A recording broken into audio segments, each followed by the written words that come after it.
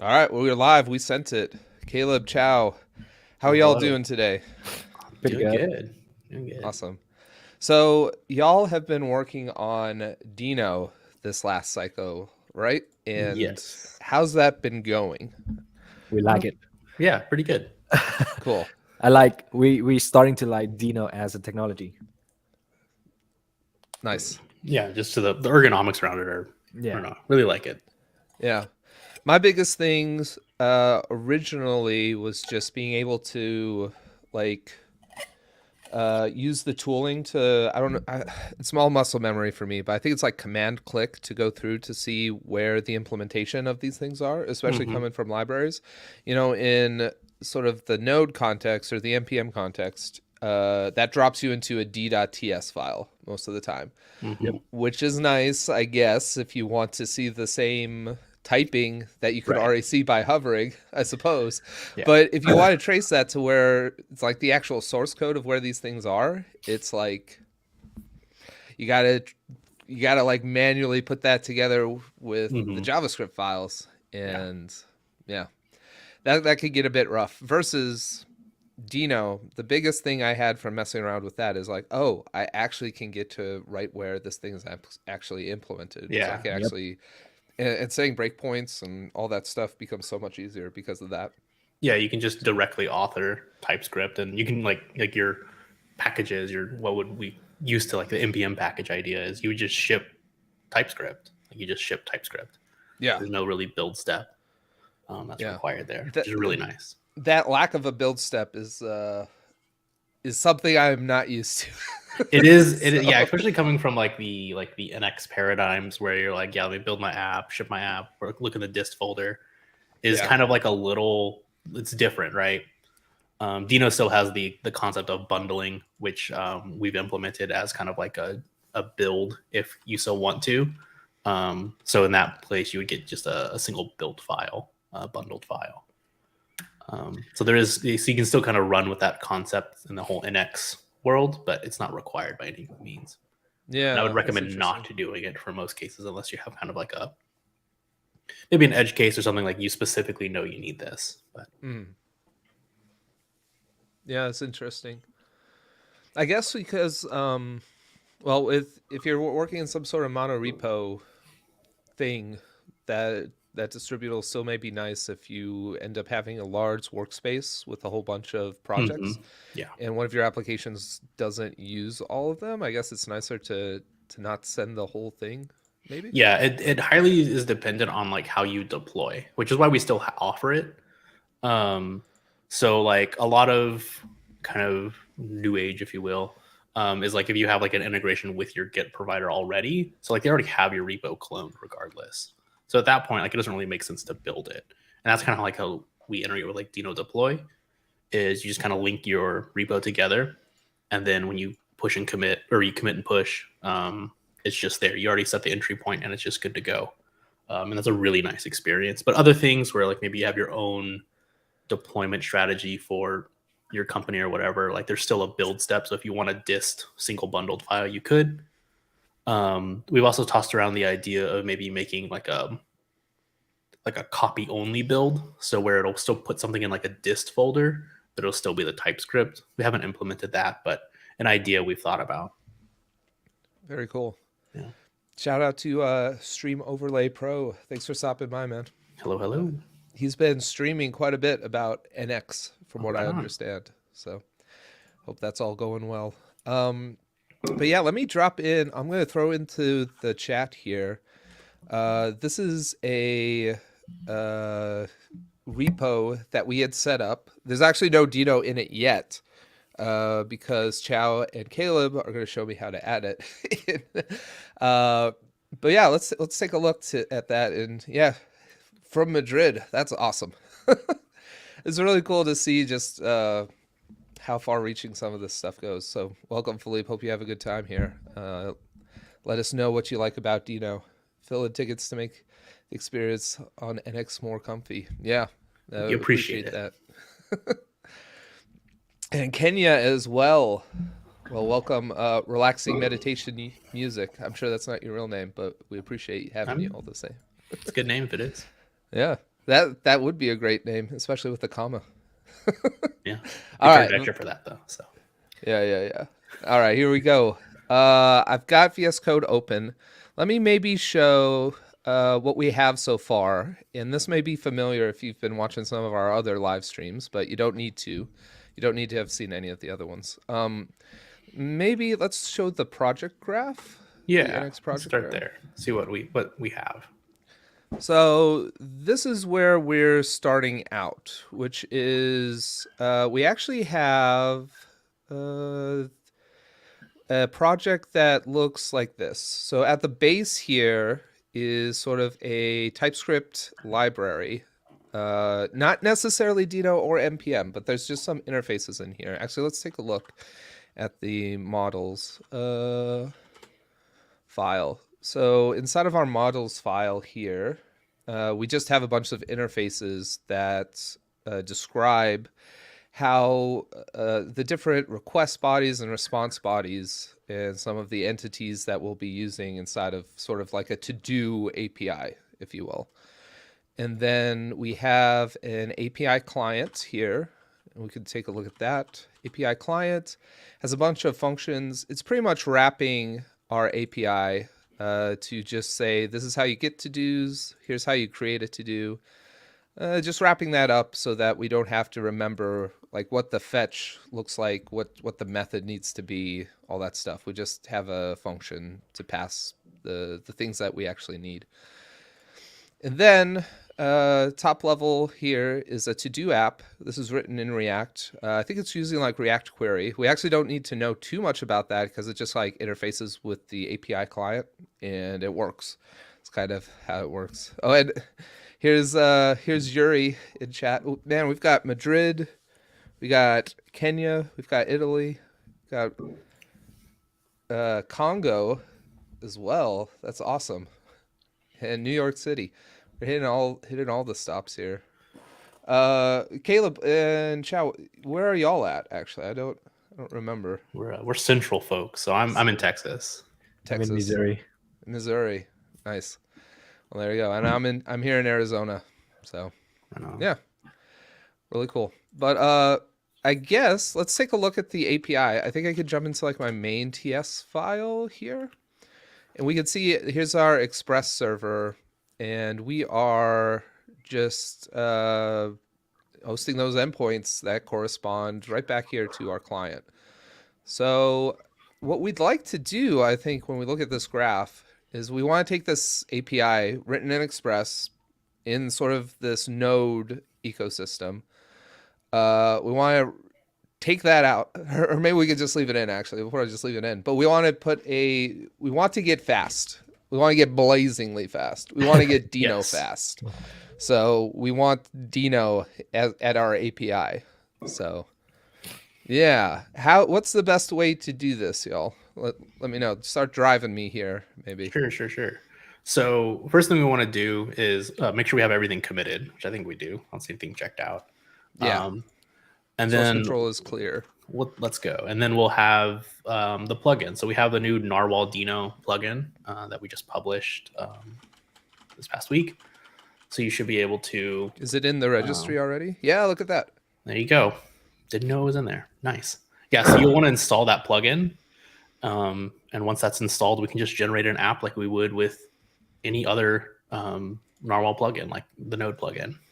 I believe I may already have this in my Node modules, just because why. of what we had done before. Yeah, Yeah. it's already there. Yeah, Should I so- Oh, it out and we can show? It doesn't matter. All right. Just make sure you have the latest version. Whichever. So it'd be like I think what is it 0.157 Take a the look. version. Package. Yeah, there we go. 1570. Cool. So if maybe to our viewers, if you hadn't, if you didn't have this installed, it's pretty easy, right? It's just yarn add d narwhal Deno. Yeah. Yes. Yep. Cool. And the D is just added to your dev dependencies. Yeah. But is there some of our after installing some of our plugins, we need to do like a init generator? Is that the case with Deno? You don't have to. There is an init generator, as you can see in the list there, but when you call application or library, it calls it for you automatically, so you don't have to worry about it. Okay. So yeah, so you just want to generate your app, and then really you just need the default options. Because the way Deno works is it's kind of like we take care of everything as we being Deno, so you don't have to think about like, oh, what test runner or what linter do I want to use, or like how do I want this configured. It's like, hey, you don't have to think about it. Deno's taking care for us. Perfect. So yeah. So let's shout out real quick to Daniel in California. That's a new. We don't have any California people yet. And Sir Can, welcome, sir. Nice to have you back. I love the alien emoji. Yeah. But yeah, I guess looking at the stuff here, do we want to go right into this application generator? Absolutely. Yeah, we can. We can generate one, and then we can look at maybe if we want to explore a little bit what we get out of the box. Yeah. And like the file system changes. And then we can look into kind of porting the API over. Sure. Let me take a look at what's going on here. Oh, I guess I just specified application here. Yeah. I guess I could have done the prefix at narwhal Deno :application. So it's asking us which one to use. So we want to use. Oh, it's actually not it might not be installed. Like you might have reset the package JSON, but didn't reinstall the plugin. Gotcha. Wrong slot. You need to prefix this with the application, not the name. Thanks, Chow. Streamer brain there. Yeah. Deno. Narwhal Deno. It's all coming in backwards, y'all. My fingers are getting fat. There we go. That looks right? Yep. Yeah. There we go. All right. Yeah. We have an undefined description. That's okay. It's still beta, right? But we have the options we can run. Oh, what's going on with linting?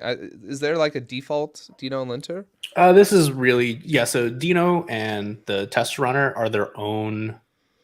Is baked into Deno, but we add the none option if you just don't want that target to exist on your project.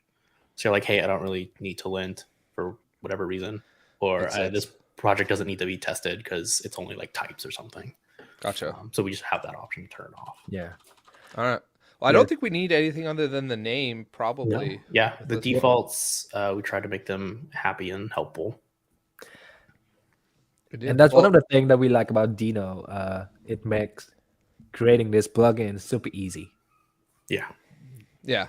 Because everything's kind of in the core. Right. It's all integrated inside of Deno itself. So we don't have to make decisions around like, okay, what's the test runner? What are people using? Oh, we need to, maintain like 3 other test runners or something like that. Or linter, like, oh, there's this new one coming up. The approach is kind of like get rid of the decision fatigue and just use Deno. Don't have to think about it. Gotcha. Makes sense. Oxen W, I appreciate your attempt to. Can you watch on YouTube though? Yeah, you can watch on YouTube still if you wanna check it out there. If it's not blocked. But yeah. I forgot to tweet out our live thing. I just tweeted it out. Man. There we go. Shame.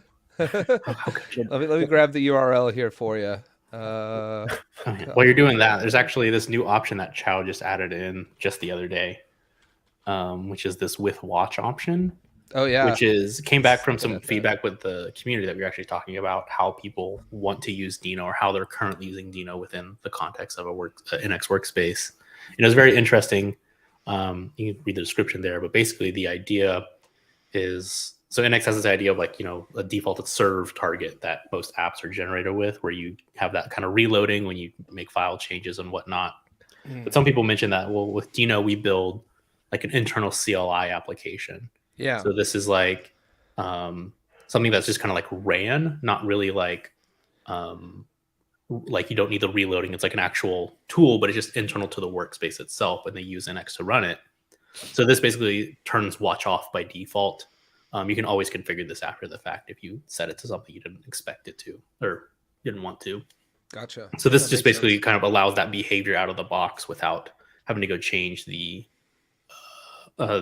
executor options and stuff. Yeah. So you don't have to jump into there's a really neat use case that someone had, and I kind of like that. So we decided to add it in. Very cool. All right. Well, let's go ahead and make our app. We could probably take a look at everything we dropped in. Sure.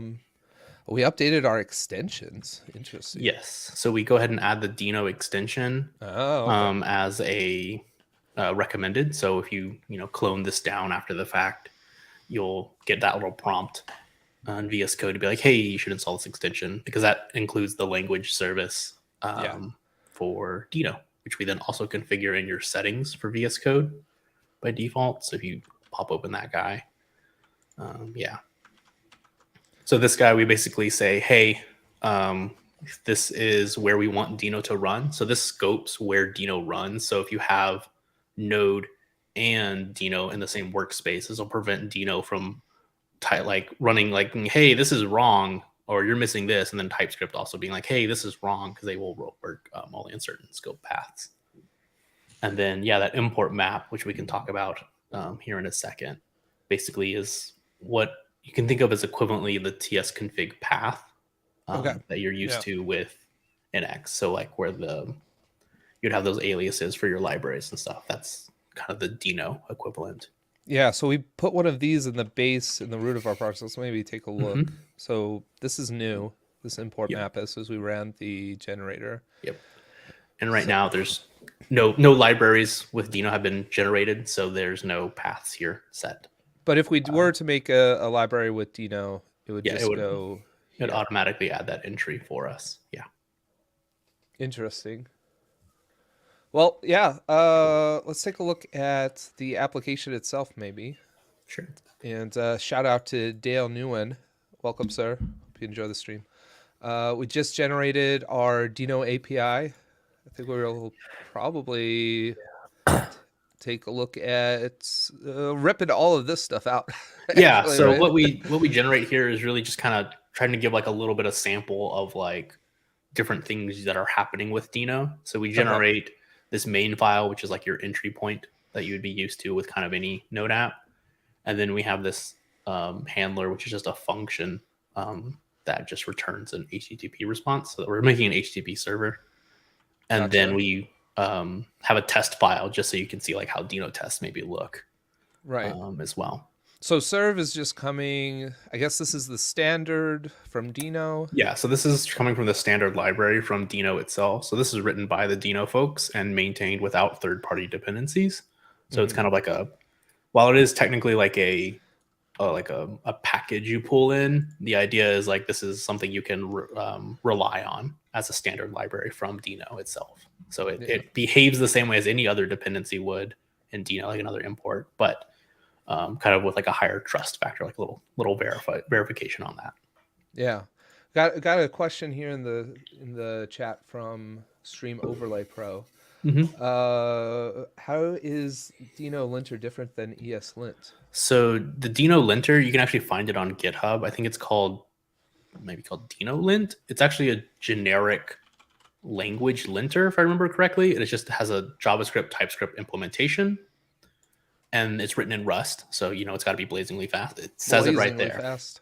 And you can see right there, it supports out of the box the ESLint TypeScript or the TypeScript ESLint rules recommended out of the box. So it's neat. You'll get the similar linting behaviors in the sense of like, oh, I should do this, do that. That's the same. There is, you can see the rules there. There's a couple other ones. I just zeroed in on blazingly fast. Absolutely. that is the most important part, though. Yeah. It is not as feature complete as ESLint would be. It doesn't have like a lot of plugin support or anything, so there's no like module boundary rules written for it just yet, but it's like on the roadmap for this for the linter itself. Gotcha. Yeah. Cool. So if so the module boundaries, that's NX specific functionality. So yes. we leverage an ESLint rule to make sure, like if you wanted to make sure, or if you wanted to set some boundaries to make sure this is a Deno library, it uses Deno imports, it uses the Deno standard library. We shouldn't be using the side of our node code. We would be reaching for something that looks like that linter to prevent it from happening, right? Yeah. Yeah, so right now in these kind of earlier stages, you do got to be a little bit more careful. It should be actually pretty obvious going the other direction. Is that so? Like our ESLint rule will be like, hey, why don't relatively import from this library, and then it won't and then the TypeScript absolute imports won't understand the Deno import map. So like you can't really import Deno into Node, but you could import Node to Deno relatively without realizing it. So these are things that we'll implement as those features come inside of Deno as well. Deno, yep. But yeah, it's kind of early take. So, like maybe just to recap, we can still use the ESLint rules to prevent us from importing Deno code inside of our node on the node side of the divide. Yes. We're waiting. We need to have the support for the module boundaries inside of the Deno linter in order to make sure we don't use node stuff inside of our Deno designated libs. Yeah. Okay, that makes sense. Yeah. Cool. And then a quick question here from from Stavik. Does it take care of formatting also like Prettier? I mean, Prettier should still work here, right? Yeah, Prettier will still work here, but there is a specific Deno format command as well. Oh, that interesting. That is like an opinionated formatter. We did not implement an executor for that because the idea is you already have Prettier with NX format, and so having two formatters running in the same repo for different locations is something we didn't want to give you a foot gun for. Yeah, you can obviously still run format if you want to, like nothing's going to stop you. Yeah. But we don't create like a target for it by default or anything like that because we try to keep some consistency between it.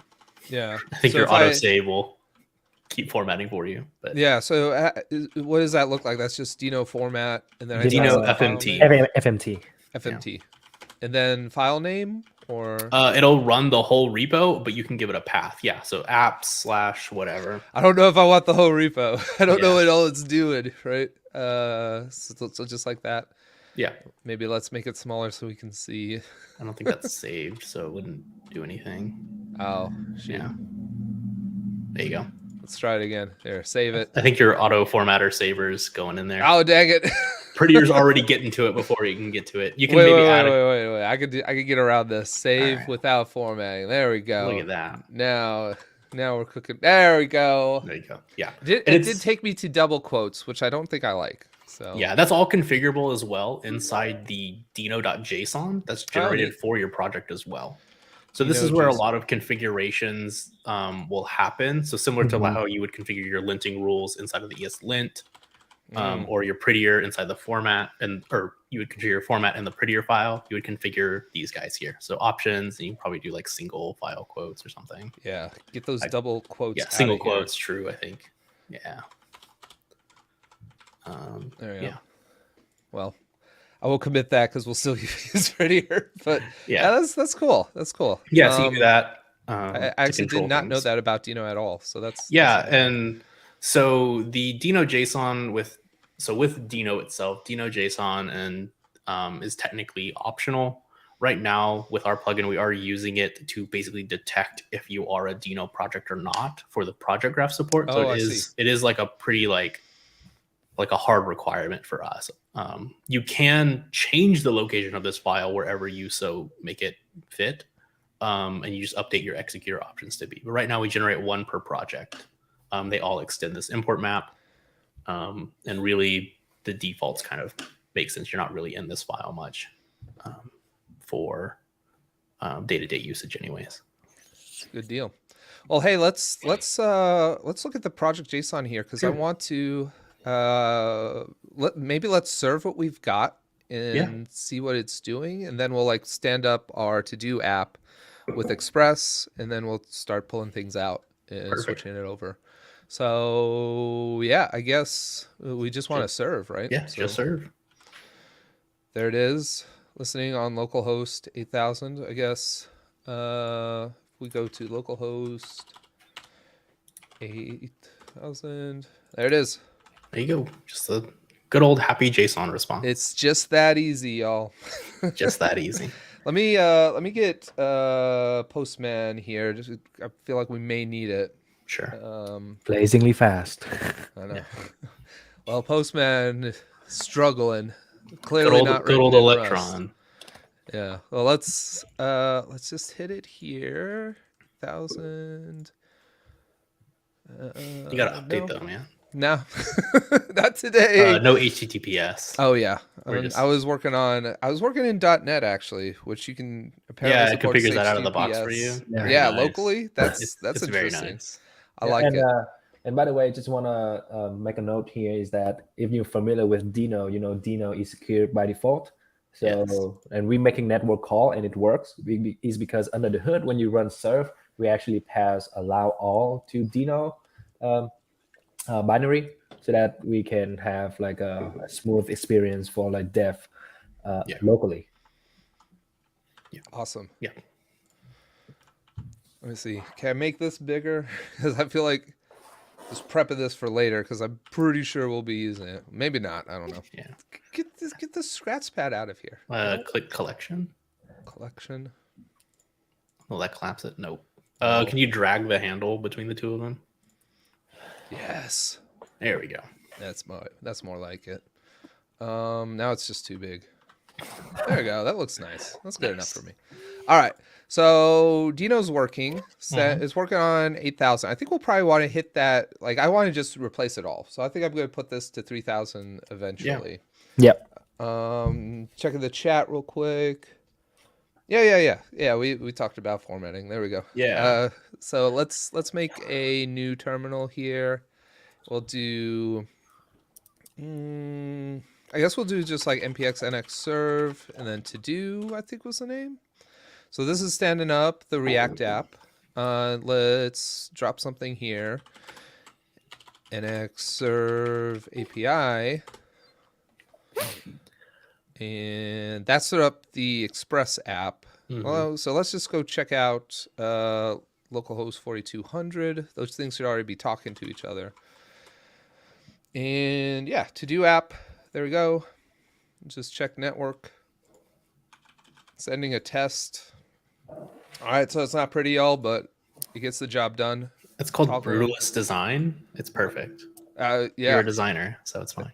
Thanks, man.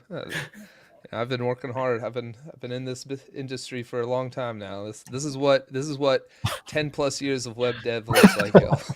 Just cooking all night on that design. Yeah, to do app goodness.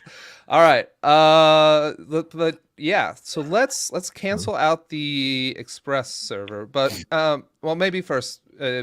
I showed this. Yeah, maybe be explicit about it. Yeah. At the start, maybe let's hit a refresh. At the start, we're doing a fetch request to our server that's going to give us our list of to-dos. Right now, we have nothing. Maybe make that bigger. Next step to do is just to create a new to-do item. We can see the create post request went through. And it's giving us enough information back that we can kind of stitch this together inside of our in-memory cache. You can think of it for our React application. We're using like React query to kind of manage all that stuff for us. Clicking it on or clicking it off is sending these toggle requests. I'm just going to respond back with the state of the resulting state we ended up with in the response. And then a delete here is going to go out and delete that the targeted to-do item. So if we were to add some test stuff here, because all of the source of truth is kind of the memory of our running API application at the moment. So if I do a hard refresh on the homepage, when we do that initial get, we're getting just the first. We're maintaining state across these runs. So yeah. Oh, we have a question here about bun. Now that's an interesting one. Any idea, Caleb and Chow? We've talked about this in the past. I don't know what exactly we've landed on. Not too sure. I mean, we're not saying no, but there's nothing on the current roadmap for it right now. I think a lot of it is it's still very early days for Bun, and so like we'll have to see kind of its progress and its adoption rate and how that works, and kind of basically like if that's what people want. But yeah, it's kind of similar-ish to Deno. It's another like JavaScript runtime, but it is different in that its scope is I think a little bit bigger, as it kind of has this like almost trying to be like a drop-in replacement for a lot of things. Yeah, maybe it has to mature. I do think there's a lot of really cool stuff about Bun in that it's like it's Deno if it wasn't such a pain to interrupt with npm. I feel like is what the promise that that Bun brings, and that's a Yes. really interesting promise. Now, if they deliver on that, that's to be seen. But Yes. it could be really cool. I think it has the potential to be really awesome with Yeah, for sure. Yeah. I like the aspect, like the competitive aspect of this. Like Bun.js actually pushed Deno to support npm now. Right. Yeah. Question here about the linter. Deno using different linter. How do you guys make Deno linter play nice when working with Deno and Node at the same time? So we took a look at this earlier, Ars. Maybe you weren't here for that, but yeah, I guess the Deno linter is kind of using a lot of the ESLint stuff already, right, Caleb? Yeah. So it's using it. It implements the same rules of the recommended TypeScript ESLint, and there's a handful of other ones that you can customize on it. The way like you can have both on the same workspace is Deno lint. So like the target that you run for your project is only scoped to that project. So if you run like affected lint, it'll just invoke different targets, different under the hood targets, right? Yeah. Let me just hit a run many on the lint so we could just see that. So, but they're not connected in any way. So like we're not extending an ESLint configuration in your root workspace and then like having a bunch of custom implemented rules, mainly because we're still waiting for Deno lint to mature a little bit for like plugin support. But the idea is that it would we would have kind of interoperability where we could maybe read some stuff and like implement similar things. Like the module boundaries are a big one for us. Yeah. And we could take a look here, maybe just at the lints. Like nothing really interesting going on because this is just such a small thing. But Deno API, when we ran the lint, we checked the 3 files. Passed. You can go there's a comment on the handler.ts file that you could remove and get a lint error if you so wish. That I purposely wrote it that way so you can see how linting is ignored and like the rules working. So like I know how to fix the actual lint error, but I purposely left it on line 1 there. So basically this is, I made an async function, but I'm not returning, I don't await inside here. And so then if you run the lint for it, you should see the error for it. Yeah. Gotcha. And it says, hey. Yeah. And neat too, gotta brag on NX when we can, right?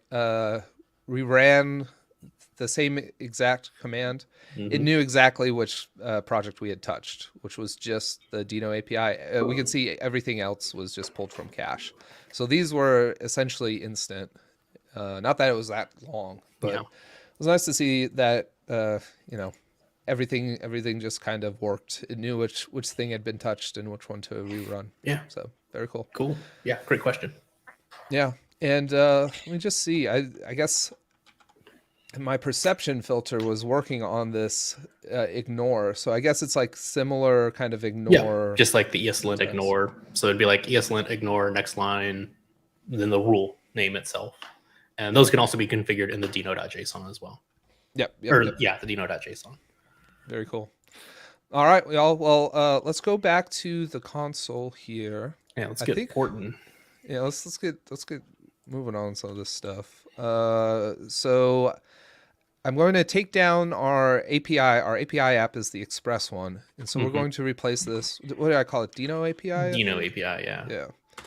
So we'll start serving that. I guess the first thing is right now we're listening on port 8000. If we look at the client that we have, we're expecting 3000. I don't want to touch all these, so let's just change that first, maybe. Where's that going? Is that the handler? Is that the serve? In the main.ts will be the port configuration. Got it. Yep. Boom. Oh, I'm sorry. That's just the default configuration for serve. But if there's another arg on serve, that will change that port. I see. Okay. But we can also just drop this, and we can leverage the Oak framework if we want. Yes. Let's pull that up. Actually, let's go to the Oak docs. Oak Deno. Yeah. So while you're doing that, there's a question about why does Deno have linting as part of the Deno standard library or core? I don't know for sure, but to my understanding, it is because Deno wants to provide like an out of the box experience for almost everything, so that you don't have to depend on the current npm ecosystem. Yeah.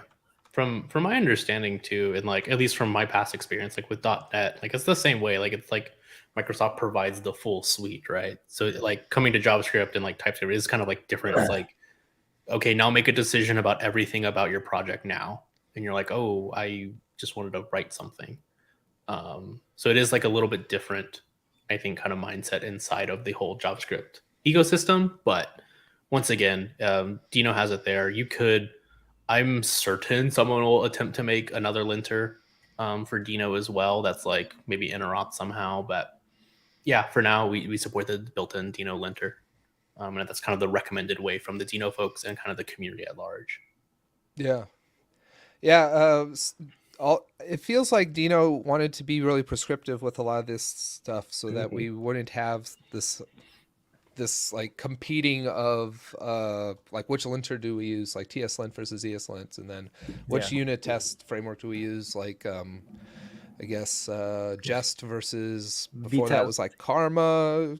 Karma. Then we got VTest, and VTest, then there's like a million other ones. ABA, was it TAP? Yeah, so many. And specifically, they are like separate packages. It's just all bundled into one executable, the Deno executable. So they are kind of isolated, and they can be kind of iterated on in separate speeds.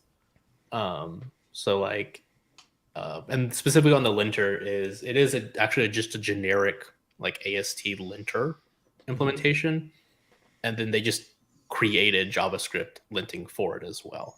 So like technically, like any language could use the Deno lint crate that's written in Rust if we wanted to, which is very interesting because I know there was some rumbling around the whole like, oh, we need to rewrite ESLint and Rust and all that stuff. It's like, well, technically, there is already a linter written in Rust that can be leveraged in a generic way from the Deno folks, and that's from the other side of the coin. And like the kind of the Rust side is Deno actually has built a lot of things that are very like useful in that world. So like if you wanted to build your own JavaScript runtime on top of like the primitives in Rust, like your own so there's like the Deno global object. You wanted to add my own like cool kid object and like special functionalities and bindings to native code. You can do that with what the Deno team has built, which I think is really fascinating. They have a blog series on it on their website. I'd recommend it. I'll have to check that out. That sounds really cool. It's super cool. Yeah, so like you could make like a little DSL or something for like your company's product if you wanted. Yeah. I think it's very neat. Good deal. Well, shout out to Ahmed. He was here a couple weeks back showing us TRPC core team. Welcome back, sir.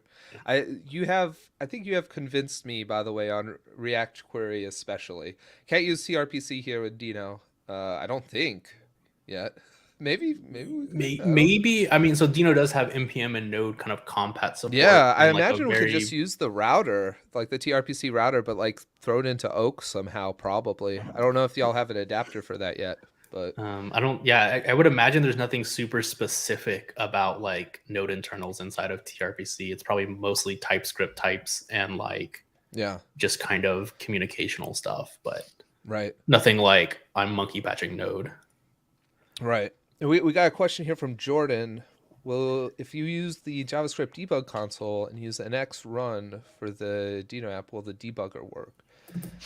Probably not, because under the hood we're spawning a new process.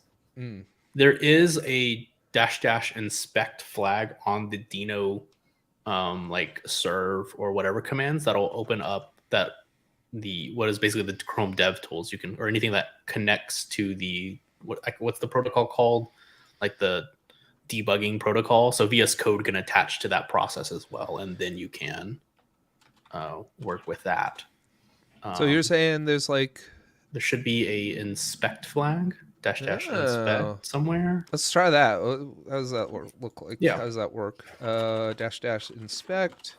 And so you'll get a WebSocket connection, and you can, if you open up Chrome Dev Tools, you'll see the connect to it. I don't know how it works in VS Code. Oh no. Oh, right. You cannot. You have to do. Yes, you can't watch and inspect at the same time. So you have to do watch equal false. Watch equals false. Believe that's yeah. So then if you open up the Chrome inspect tab. Chrome inspect tab. So if you go to Chrome and then type in Chrome://inspect, you'll see a list of like available processes to connect to.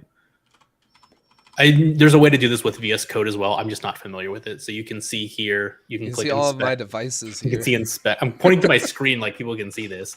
Right there, it says target 1, 3, blah. You can hit Deno and inspect. Okay, there you go. Click that.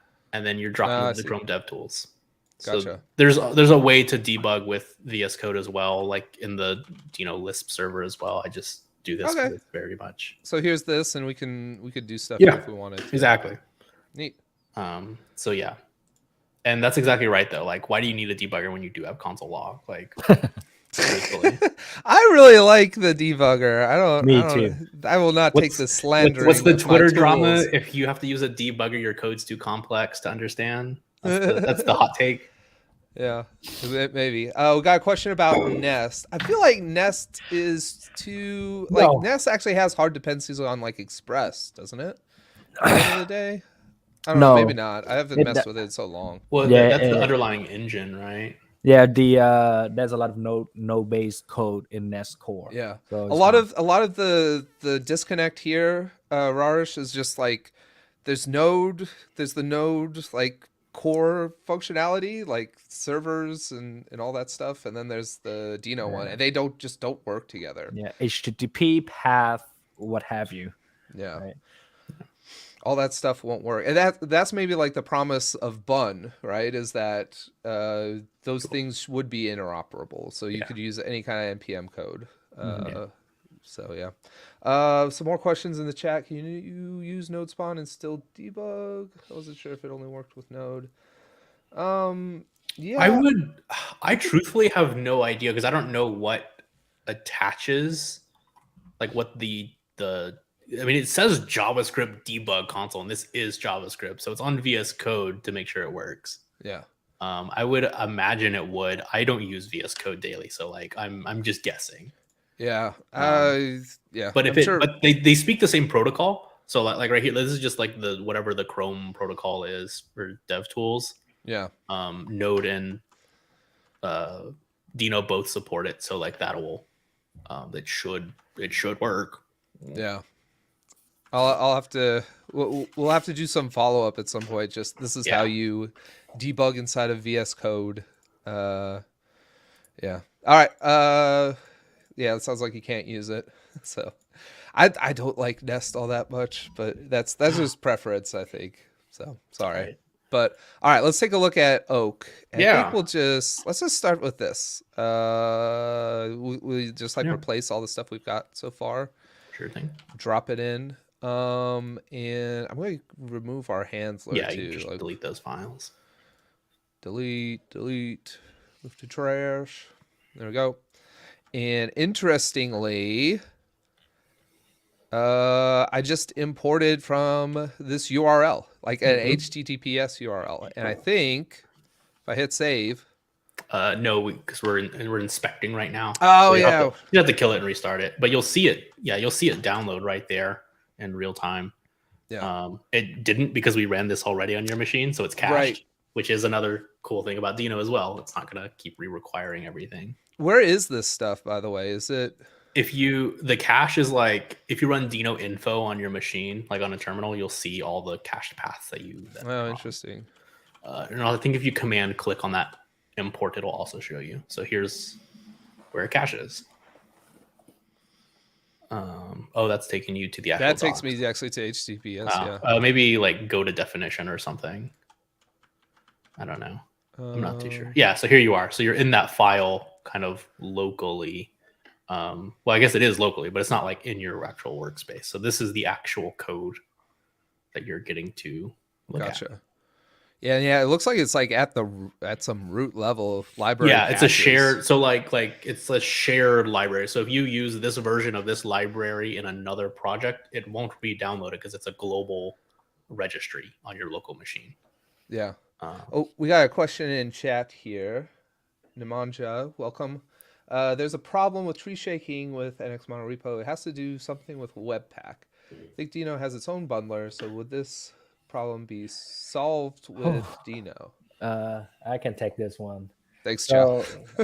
So this is, I don't, you cannot look at that at this problem like that, because yes, Deno has its own bundler, but Deno works with Deno code.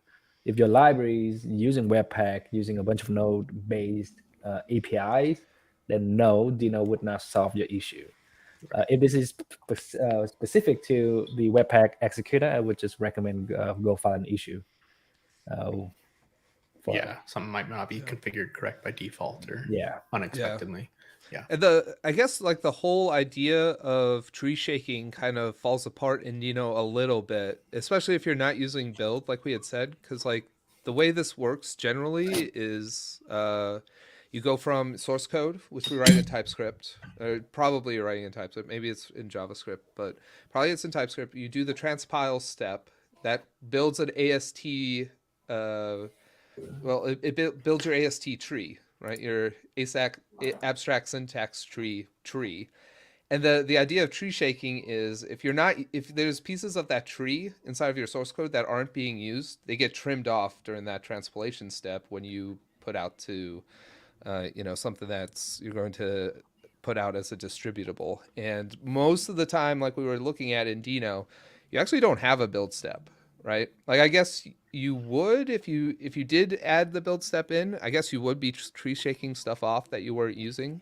That's kind of the advantage we were talking about inside of a mono repo. So yeah. Am I on the right track here, Caleb? Yeah, essentially. I don't know if like Deno bundle, which is the actual subcommand, tree shakes. I would presume as much. I'm gonna get this wrong. I'm pretty sure it's SWC under the hood doing the transpilation, and then Deno having its own like stuff that it has to do. Yeah. So presumably yes, it would. So like if you just had a function that was not being used in a file and you do the bundle step, it would strip it out. But I have not tested it, and I'm not claiming it would, but Gotcha. I would think it probably would. Yeah. Cool. Yeah. Well, let's push ahead with the app. I think at this point, if we take a look at our web app, we're thoroughly broken. So that's actually good. And that's just because there's nothing on port 3000. So let's start by hitting something on port 3000, and let's bring up here. Interestingly, this is a node process, I guess. Yes, it's NX that is then calling into Deno, and it works by spawning a Deno process itself. Right. So it is like we're not changing the runtime that NX works, and so you will have node installed to use this, but it is kind of the first step of building Deno applications within the context of NX. Right. So let's maybe do, I guess the first thing we want to do, well, we got to enable cores. Yes. Take a look at the Oak documentation. I think there's a cores package. Okay. Yeah. Let's look for cores Deno. Yeah, so there's this package called cores that supports a handful of different frameworks. Thank you. Yes. I was like, God, and Oak is one of them. So we can just use that package. Cool. Well, this. Oh no, Copilot. Ooh. No, Copilot, don't show them my secrets. Stop. All right.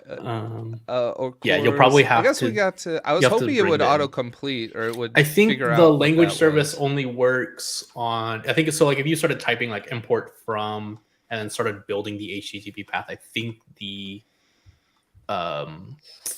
Deno language service can help you there, and then I think it can help you with these imports once it's already there, but it can't magically find what imports from. So that is kind of like interesting because technically these TypeScript files can be hosted literally anywhere.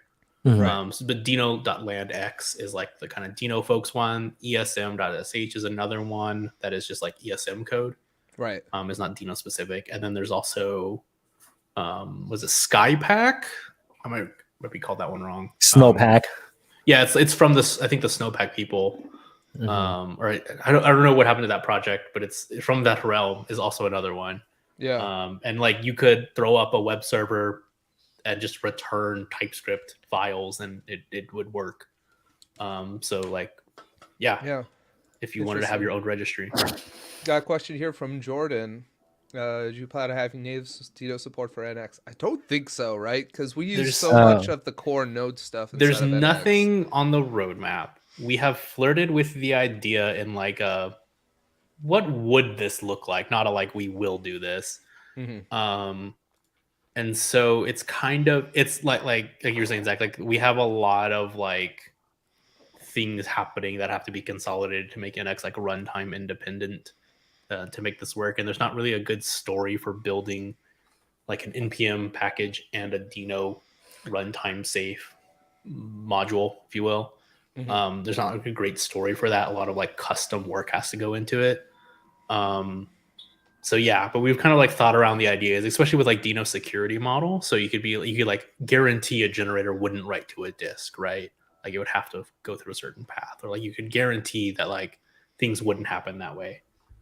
Yep. So yeah, it would be very interesting to see like what that looks like in a multi-runtime environment. But there's also the idea of this whole like the Winter CG group, which is like trying to define like a worker runtime standard. So you can be like, yeah, I can take this code. If I build to these standards, I can take this and run it at any runtime and be safe with it that implement this standard. So like Cloudflare Workers, Deno, maybe Bun. So like that I think would be a better future than versus like trying to shoehorn in multiple ways. But yeah, the idea of like having different import paths based on different locations. So like you would publish like a mod file for NX, and that would contain imports specific to Deno. And so like you'd have to basically just build things multiple ways and write certain ways that would be very tricky, but it would be cool. I don't doubt it. Yeah, exactly. Let's take a look. I guess we want to do something very much like the example here. So Yeah, I'm actually tempted to like grab some of this. Yeah, I think That's so. what I thought. Oh, thanks, Siri. Yeah, Siri's joining in on the live stream. The AI revolution has started. Yeah, there we go. Yep. So we can do. I guess we want to bring router in from. That should be from Oak. Yeah. Router. Oh, let me see. Does the language I service? think know? so. I thought it was prompting for maybe something. Yeah, click that bad boy. Oh, try the other one. This one? No. Oh, it did, but it pulled it from the sub package, Interesting. as you can see. We don't want that though, right? We No, I just pulled it from the mod file, which is kind of like the equivalency of like an index.ts file that we're used to. Like module is kind of how people seem to be building. Yeah. It was close though. It was. I guess so. We've got just some router stuff here. Let's actually comment this out for now, and because the first thing we need to do is we need to like create our in-memory database. Our So to we're gonna dos. say to-dos, and here's where we get an interesting thing that happened. So we did get IntelliSense on that. I don't know if you saw it, but we have right now a relative import rather. That like got the right place. So already IntelliSense was able to see, okay, there's a to-do in this workspace. Let's offer that in IntelliSense. So we were able to fill that out. But I don't like this relative import. Yeah. I don't So then let's fix this. And to do that is where we leverage that import map that we were talking about kind of at the top of this stream. So if we drop down to that import map file, this is basically what our TS config paths do. Is they take like a named import alias, so excuse me, so you can like add blah blah blah / blah blah blah, and then that routes to a given file. So is what did we call? We opened the package. What do we call? What do we Deno to do? Deno to do, sure. And it can be anything. This is just kind of following NX conventions. Sure, and then We can call it models. Models. Yeah. And so then this path just aliases to basically a relative path from the workspace root. So you would go to models.ts in this case. Copy path, and then oh shoot, import map, drop it. Yep. And then the trick here is a local file path has to start with a dot, or basically a dot or dot slash. Dot slash, Do yeah. dot slash Yeah, dot libs? slash. Yeah. Okay, got it. So that'll be, and that basically resolves to that file. And specifically, this import map is like an actual specification of import map. So if you're familiar with like what is the module federation and the kind of the new like native federation that has been kind of come up, it's all based on import maps as well. So this is a spec Deno implements, which is I'm sorry, Nicholas. I will not. Don't be sorry. I said you gotta be sorry to our thank future, you to Siri, our future owner, our our future leaders. I'm listening. Oh God! I'm telling you guys, just be watching out. Do I have to use Deno to get this import map feature? Yeah. So Yes. the import map is. Oh yeah, y'all can take it. Why don't you just explain it, Chow? Just to say yes, because this import map is actually using by the Deno JSON file and the Deno executable. So none of our current NX or executors or what have you on the node side of things would benefit from this import map. Yeah, because those all use the like TSC under the hood TS to like resolve TS config. Sorry, to resolve that information. Yeah. So yeah. And no worries, Fuzzle. We'll get you. The You bot really- will be up. So we haven't You don't missed really much. This much actually. We've just been kind of chatting about various aspects of Deno that people brought up. So yeah, definitely check out the video later. But the actual meat and potatoes are happening right now. Yeah. Let's jump in here. So what is IntelliSense prompting for that path now? I don't know. Let's find out. Oh, sorry. Well, if you undo it, it was like, do you want to do this? Oh. See, there's that little ellipses guy. What, the, like, how light do I bulb? interact with that? The light bulb on the yellow light oh. bulb. Why is it all the way over here? Yeah. Look at that. Look at that. Quick fix. That looks better. That looks much better. Why are we converting an Express app to Deno though? What's the advantage or change we're expecting? We want it to be blazingly fast. No, I don't know.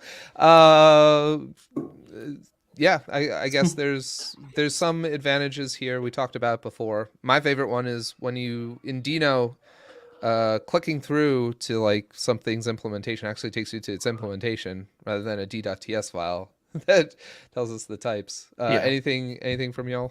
Advantages? I mean, this is really just like a terse example. Mm-hmm. It's really just kind of a way to demo the new Narwhal Deno plugin and kind of show like what a one-to-one map looks like. We're not saying go out and rewrite all of your Express apps in Deno today.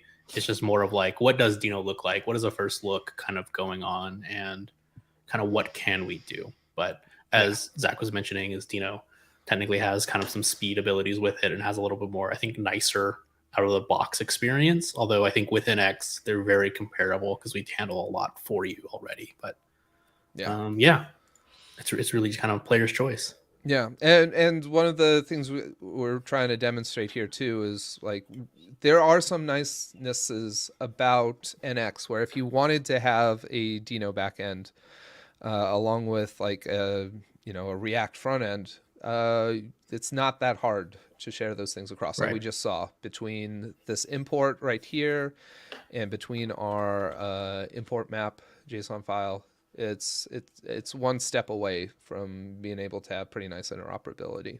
So with limitations, of course, but yeah. Let's look at doing our initial GET request. So this is to get this array. So we have like this array at this point. I'm going to do this actually. I'm sorry. Oh, nice. Fancy. Yeah. There's no need. There's no need for linear time lookups, right? So that's right. That one constant time is so close. So yeah, this object we'll use that as a hash map. We'll actually use that as our database really to store all of our to-dos and stuff like that. So really the first thing we want to do is whenever we get something at the base of our API, so whenever we do a GET request to localhost 3000, I think we said, yeah, Yeah, 3000. 3000. We just want to I guess the way we would do this is we'd set the context dot response dot body equals yeah, There you go. like so. I think it does. It's screaming at us because we don't need an async here. Right. Yep. So that's the Deno linter language service being like, hey, you don't need that. Yeah. So one thing I'm noticing is it would be great to be able to do, if we look at our models, we do have a like a response body for a lot of these things. I guess we don't have one for getting, but how would we? Maybe we'd have to look at Oak for this, but look at the main for our Oak file. Is there a way to set these? Looks like it does take a generic, maybe register named middleware. I don't know. Yeah. I'm not. This is where I have to come out. Like, I'm not super versed in Oak. It was recommended as a good starting framework and kind of like Chrome Express to Oak. Is there any? But I would. I mean, I'd assume there'd be some way to type things. So if you go to Oak, how to type response body. Hopefully that'll give us something. Ta-da. I'm not seeing something that's particularly helpful. Yeah. Well, we can avoid that for now. I guess we showed how to do the import. It's just, it would be nice to have that kind of type safety to make sure. It would be. Yeah, this is their advanced example. Yeah, I don't see any generics or anything that looks like it would be that. So I'm just kind of probably supports it in some way since it's like all authored in TypeScript. I would be surprised. Yeah, I'm not too sure. Yeah. Oh, I'm ignoring the chat here. Apologies, y'all. Yes. Yeah, so the original implementation does use those paths. I don't know if it's a good thing or a bad thing. It just is what it is. So we're gonna keep it like that, so we don't have to change any of our other code. I've come to not trust ChatGPT.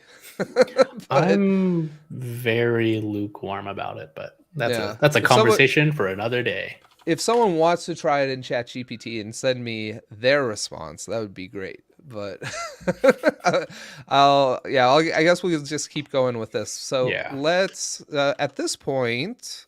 You'll have to start, right? Yeah. Because we touched our import map. Every time we do that, we need to restart. Yeah, because that's kind of held in memory by Deno at the time of running it. So like, you'll have to rebuild the module graph and then serve it. So cool beans. We are still getting a 400 on localhost. Let's see, not found. I think you might need that slash. We think we might need that slash. Okay, let's see. Try that. Hit the save. Let's give it another try. Nope. What happened? I don't know. 404. Is there any errors in the Deno console? Maybe it didn't start. Nope, it started. Did I do everything right? Oh yeah, I didn't. Oh, you didn't register the router on the app. Exactly. There we go. What does it use? Use router. Routes. Yeah. I think that's right. Let's check. And then there's like a allow one as well. Yeah. I don't know if that's required for get the actual methods. Scroll down a little bit. It's like under a header called router. After this guy. Let me just find routes, like the method. There you go. That's all. Yeah, these two guys. There we go. Drop them in. All right, that makes more sense. Let's see if that works now. Yeah, there we go. There we go. Got our empty array right now. Boom. Yeah. Well, I don't know. I don't know how fast the Deno stuff moves. I feel like it was around in 2021. I don't know if Oak was around in its current state in that long, but yeah, interesting stuff with it being Yeah. just a bit late and stuff. Well, I'm sure it'll catch up. Is the crazy part? It's just a matter of time. It's But all early days. yeah. Well, let's go. Let's uncomment our next one. We'll add. I guess this was a post Yeah, we'll do the create. for create, and then here inside of here we can just say count plus plus. Yeah, Copilot knows what we're doing. You know what's up. Uh, This is a little bit different. Yeah. Because that body returns an async, or a promise. Sorry. Yeah, I think we actually it's the value that's the promise, right? So Yes. yeah, that value is a promise. So once we have the request body, that's where we'll get our title from. So that's the thing that the user put inside of the form here, right? We'll set it to false, and then we'll say the response body should be able to just look like this. Yep. And then we'll need to add our to do to our database, if you will. Right. There we go. You folks encapsulate. Yes, so everything is in context, which makes it kind of nice if we wanted to do something like this, request or response. So rather than it being like an ordered arguments, it's kind of like mapped arguments. Is the way I think about prefer it for the is. most part. Yeah, definitely. Especially like you're doing optional stuff. Yeah, and yes, there is Yes. top level await. Yes, So very that's cool. nice. And that's what makes Deno really nice for like local scripting. Like, hey, I just need to like pull some stats from this JSON file or go hit this endpoint. Yeah. Just like very quickly be able to iterate on things. It's all in TypeScript. It's very fast. I do it all the time for like local random things that I need to do. Right. Oh, I guess I put the wrong thing in here. We actually the body we just want to have the actual new to do that was created. So let's try that again. Test. Ah, no. Hello, No. one password. I know. What is okay? There There you we go. So there we go with that. Do we have time to quickly do we can do it. toggle? Let's We do can it. do it. We're 10x developers. Post. Sorry, NX developer. No, I think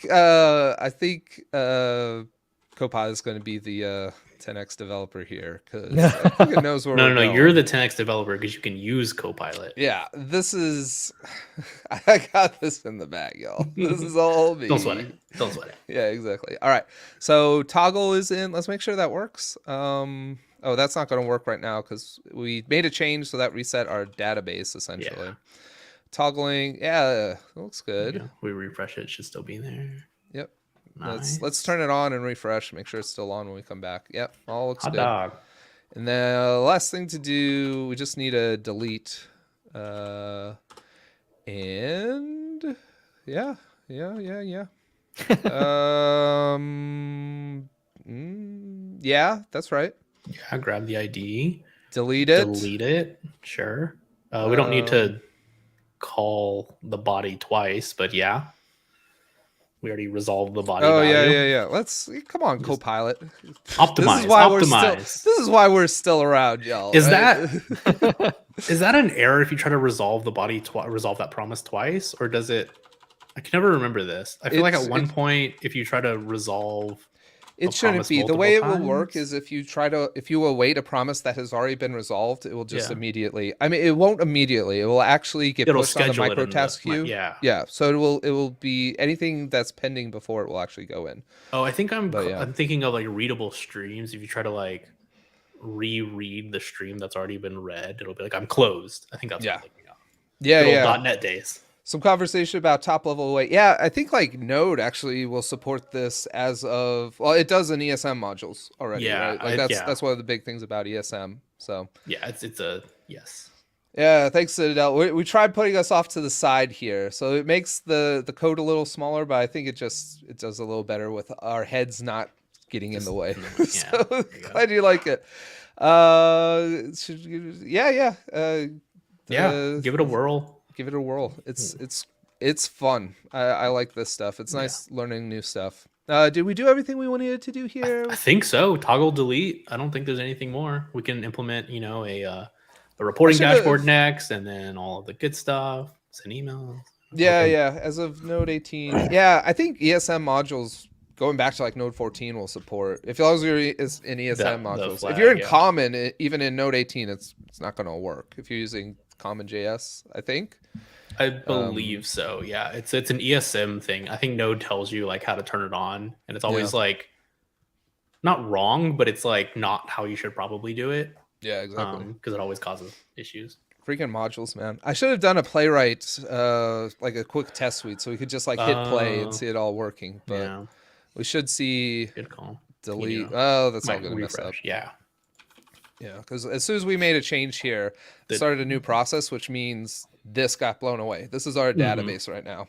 Yeah. It's perfectly sufficient as a database. JavaScript objects are heavy hitters, but it's fast in memory. Toggle, delete it, refresh it, test 2, 23. We got Jordan in here. Hit the refresh. I think we're good. Yeah. This all looks good. Let's see. We got one last question. Would you say a TypeScript team using Nest.js to try to convert and do newer projects in Deno? How's the transition for DX? I'll take it. And shout out to Evan. How's it going, man? I'll let Chow handle this one. He's more familiar with Nest. I think I have my answer, but I'll let Chow. I mean, it really depends on your team and on the project. I would, there are some frameworks out there that are inspired by Nest.js on the Deno side of things. So the transition would be very, I guess, familiar.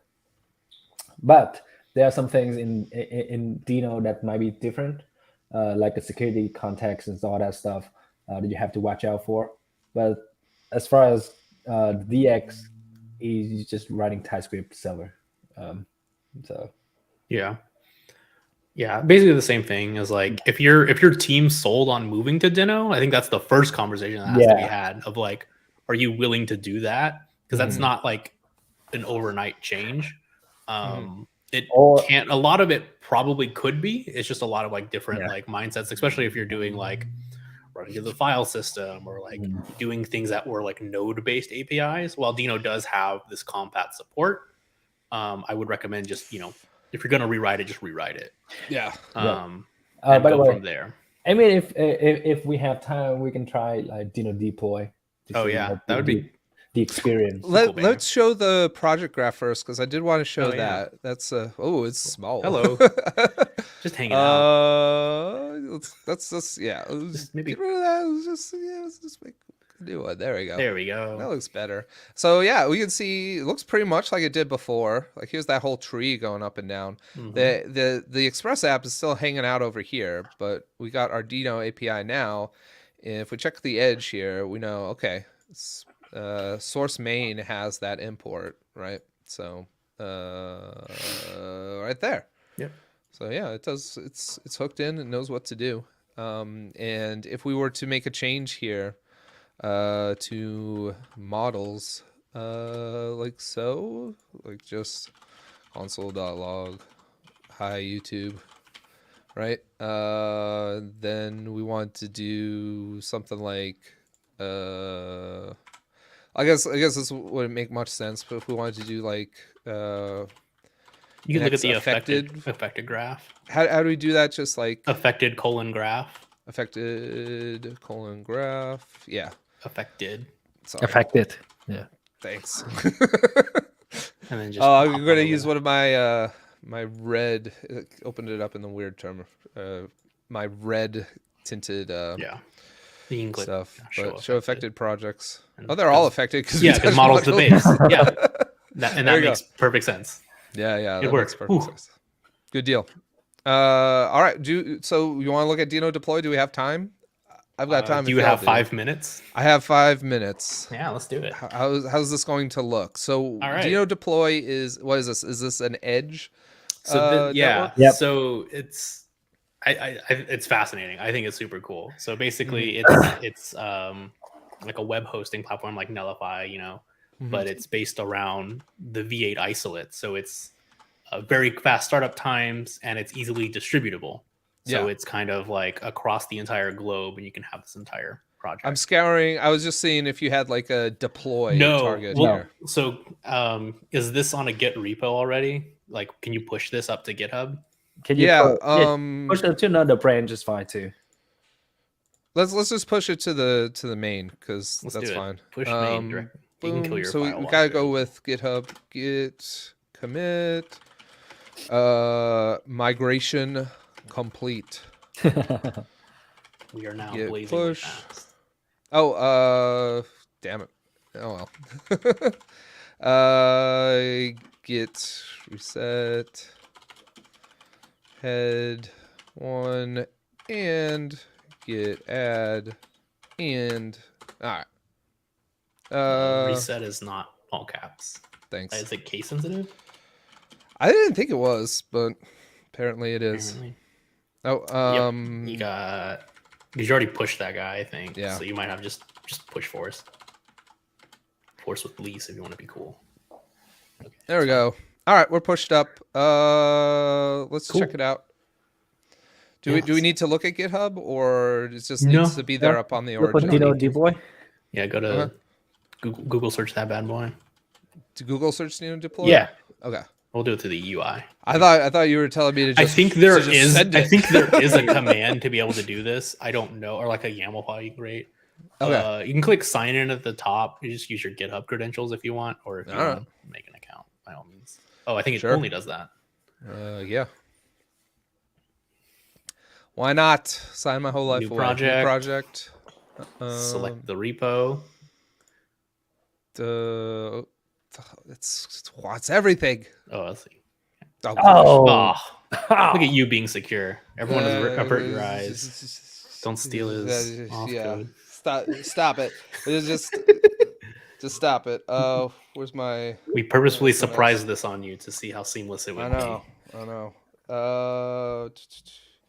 I don't have an email. I don't have a text message. Oh, there it is. I got it now. It's usually just faster than that. Yeah, it's going to take us longer to log into GitHub than it is going to deploy this project. All right. I put it back on. We're in. All right. So let's select the GitHub repo there on the left-hand side. All right. Hang on. Let me make it bigger for folks. There we go. Left-hand side. Yeah. Zach. Give it a second. You got all the repos. Yeah. So then you can search for it. Deno live stream. There we go. Oh wait, no, I'm on the wrong one. How do I back out? It's in the. This is the. I did create one, but then I created one for NX. Okay, I don't know what the account is then. All right. Hopefully, Victor don't mind. Just do only repo. Okay. There we go. We can delete it after the fact.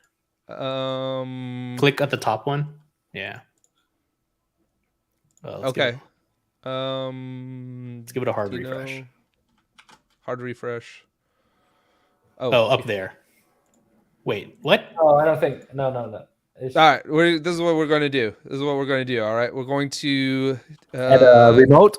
Get remote. Yeah. Add Zach. Whatever it was. Git at github.com. Oh, you can do HTTPS if you like. I don't know. Yeah, I don't know what you have configured. GitHub.com. Yeah. Man. Zach DeRose. Deno live stream. Trying to be all fancy with Git. I think that does it, right? Yep. Git push. You upstream. Or set upstream. Or that's you. That works. You already have it. We're in. All right. We're in. Cool. No, I did the wrong button. Back one. It's because it requested access. Right. Yeah. All right, Deno live stream. There we go. Right. Let's select our branch. Main. Automatic. So I'm gonna talk a little bit about this deploy. So Deno Deploy has two main strategies to do deploy. One is automatic. So automatic is basically you pick a branch and listen on that push on that branch, and it will deploy your entry point. Okay. And GitHub Action, you use GitHub Action to actually do the deployment. Now, GitHub Action might help with if you want to do NX affected Yes. cutaway. Yeah. So GitHub Action automatic is just going to listen to main. It assumes it's going. That's probably the only project in your whole repo. Probably not going to work that well with an NX workspace. Well, GitHub no, Action, it'll work absolutely fine. Yeah. It'll Oh, just Deploy everything. see every time it commits. It'll be like, oh, okay, I'll Yeah, maybe yeah, run yeah. my build step. There's no build step, so it literally does nothing. right. So this is Or- kind of what we were talking about on like Yeah. it's going to be very dependent on your workspace structure. Mhm. And I think a lot of things are like very easily set up if like Yeah. automatic like is kind of like the default for a lot of things. But if you do need that more control, Yeah. you can absolutely do that. Like nothing's So- going to stop you. So here's the concern I have. I wanted it to just be Deno Deploy, and we're in. Yeah, automatic. Yeah. Well, Yeah. automatic is nice for that, but I'd like to have that CLI command to just say, okay, deploy it, and There might be do that honestly. myself inside of Action. I think you can set up a maybe I'm just difficult. there's a Sorry, CLI there's a CLI command, but you have to write I think a little YAML file that specifies this info. But Gotcha. click automatic, Let's do it. Automatic. and then basically here, so that you can see right there, main.ts, it started for us, or whichever one, the Deno API one. Deno API. That looks like the right one, right? Yeah, and then you just hit link, and then you have to, there's a max limit character because it's dumb. Just name it something else. What did it do to my name? It truncated characters. AC EOs. Let's do like ZDR. There you go. There we go. Then hit link. Link. Oh, what? Okay. Okay, so that did all the stuff where it got all the stuff we needed And from it's the live. imports. Now it's live. What the heck? Okay, let's see. It might be on the port like 3000. Yeah, there we go. All right, hang on, So hang there's on. our API. This is why we had Postman. This is why we did all this at the beginning, right? Copy that. Here we go. We're going to post to /create, and what did it look like again in the body? Title? Raw Oh, I have no JSON. I think it was title. It was Title, like yeah. title. That's it. Send. Sent it. Oh! Everyone go spam this API right now. Oh my gosh! So if you go, if you go look back on your Deno Deploy tab, Yeah. Is that here, this one? and you go to logs. Mm-hmm. So yeah, you see this thing called isolate start time. So basically, when people visit, it's Oh, gonna that's start cool. up different locations, and you can see how fast and everything like that. If only we were good developers that actually put some console logs inside of these so we can see what was going on. Well, let's do it because you just Okay. push and now it'll be deployed. This is the wrong file though. This is the Express one. So Yeah. let's say just inside of each one of these, there's probably some middleware to do something like this, but we'll just do Wow. like console log in Git. Yeah. And then we'll say in create, and then maybe the request dot body dot value. Have to await You it. have to await that. Yeah. There we go. That'll be helpful for this one where we toggle it in toggle. Probably not the best logging, right? But it'll This it'll is do. top tier production ready logging. I don't know. Okay, there we go.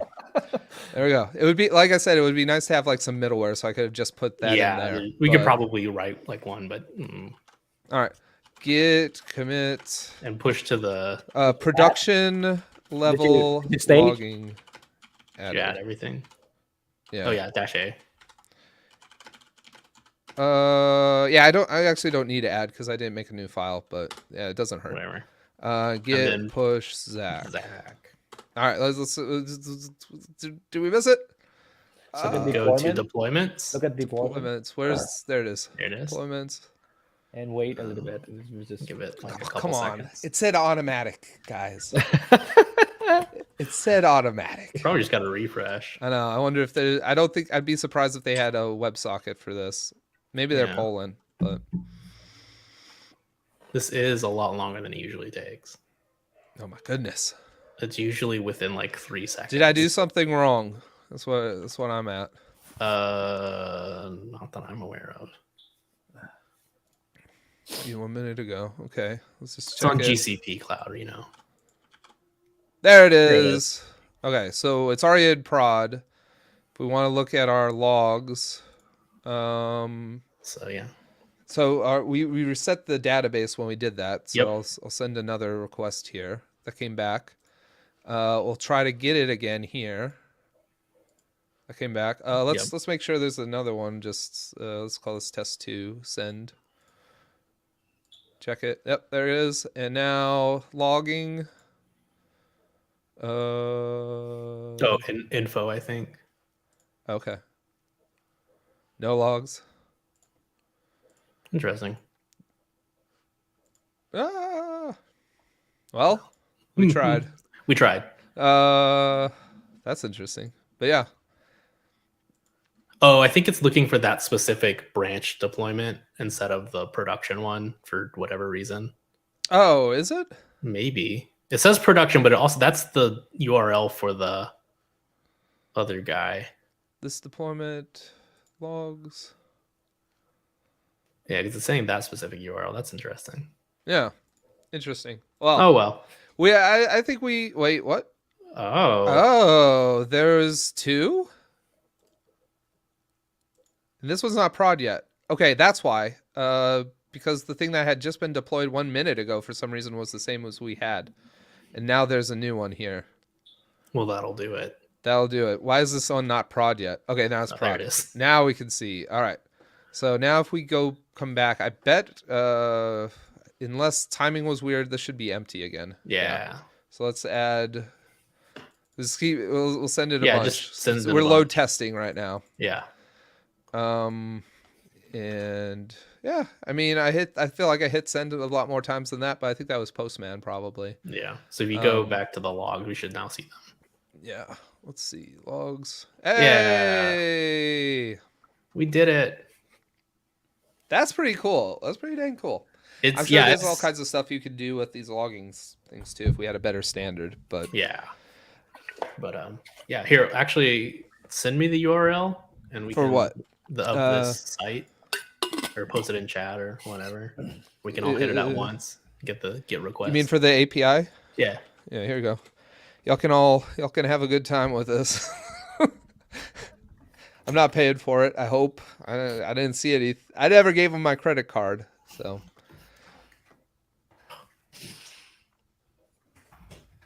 Why it's empty? I thought it's like Yeah, so this is because it's on the edge, right? I So got it, the yeah. whole new isolate per thing. So Oh. if you go look back at your log tab, Yeah. this is what I want to show. So you'll see that's me in the south right there. So I started a whole new instance isolate. Ah, There's someone from the we east, are someone not from the edge east. ready, y'all. We're not We are edge not ready. edge ready. Oh this look, is someone interesting. in that might have been Chow. You broke our pipes, Chow. How could you? But yeah, like this is kind of like the idea of Deno Deploy. We had a little rough start, a couple Git issues, but Yeah. like that's the idea. And I think it's just kind of fun. watching Someone's these things. someone's hitting us in Europe. Yeah, like This is I pretty think this cool, is actually. so fun, and I don't know why. U.S. South. We can need see some of these- y'all from Africa to hit it up. Yeah. And these are like the cold start times as well, right? So it took 100 milliseconds, and then that isolate will stay up for a little bit and then Yeah. shut down. There's Evan over in Europe. Oh wait, Nice. he's Europe Southwest. Oh no, Jordan, Europe Central, Central. probably Jordan. Jordan, Yuri. Asia Southeast one. Oh, this is There we that's go. pretty neat. Yeah, I think Deno Deploy is really cool, especially for like, hey, I want to test out Deno. How do I do this? It's pretty straightforward. A lot of other companies coming up, so Supabase and Nullify, their edge functions are built on top of Deno Deploy as well, which is actually kind of cool. But This yeah, is interesting. We've seen this a couple times now. I Yeah. actually don't know which one this is in. right? Like, So this is going to be, it's something from Oak is having an issue. yeah, So the serve command is doing broke. something. My assumption is it might be the connection closing down, the Mhm. isolate turning off. Right. And so it's like, oh, something just exploded on me. It's probably what it is. So Yeah. we And ready. could probably catch the error on the async serve. But yeah. Yeah. Anyways, we're like way over time. But Yeah. Well, Pretty hey, cool. Caleb, Chow, thanks so much for joining us. Everyone in the chat, thanks for coming. This was a fun time. yeah, This it was great. We Great just question. y'all just sprung on Deno Deploy on me, and it was Yeah. pretty awesome in the end. So We did the same for Philip, and Philip feels the same way. oh, yeah, Yes. nice. Well, very cool. Thanks y'all so much Yeah. for checking out. We'll probably do something we've done with some of our other live streams in the past. Where I'll like edit this down a little bit so we can see all the most interesting parts Sure. and like add some timestamps and all that kind of stuff. And yeah, maybe even do like a retrospective on it because this was pretty neat. Yeah. Really cool to see how Deno could fit in with your stuff and make it like there's obviously still a lot of hurdles there. Like we mentioned, the biggest one is just that the node standard libraries aren't available, which makes things hard for interop, which makes things hard just all around. But So, there's a path forward here with NX, I think. so Caleb, do you want to talk about what Gregory is working on? Oh Yeah. So it was kind of, I didn't drop it just yet, but I think it was Jordan was asking about like NX or like basically not needing node, which this is, I would say, a step in that direction. NX is still going to require node and npm at the bare minimum, but we have kind of this idea coming in, I think 15.8 called encapsulated NX. Yes. So this is the idea where you can basically like not see the node modules and not have kind of like it in your root workspace. You don't really see it. It really works well for like not JavaScript based projects, but Yeah.